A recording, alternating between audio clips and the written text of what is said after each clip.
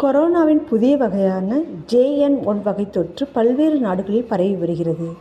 இந்த வகை கொரோனா வேகமாக பரவுவதோடு நோய் தடுப்பாற்றலையும் ஊடுருவும் என கூறப்படுகிறது. கடந்த சில வாரங்களாக JN.1 வகை உருமாறிய கொரோனா வைரஸ் இந்தியாவிலும் பரவ ஆரம்பித்தது.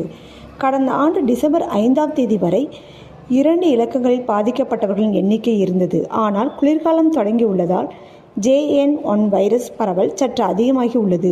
கடந்த டிசம்பர் 31ஆம் தேதி அன்று ஒரே நாளில் அதிகபட்சமாக 841 பேர் பாதிக்கப்பட்டனர். இது கடந்த 2021ஆம் ஆண்டு மே மாதத்தில் பதிவான அளவில் 0.2% ஆகும். இந்நிலையில் கடந்த 24 மணி நேரத்தில் புதிதாக 105 பேருக்கு புதிய வகை கொரோனா உறுதி செய்யப்பட்டுள்ளது. இதனால் கொரோனா தொற்றால் பாதிக்கப்பட்டவர்கள் எண்ணிக்கை 875ஆக பதிவாகியுள்ளதாக மத்திய சுகாதாரத்துறை அமைச்சகம் தெரிவித்துள்ளது. காலை 8 மணி நிலவரப்படி பஞ்சாபில் ஒருவர் வைரஸ் தொற்றுக்கு உயிரிழந்துள்ளார்.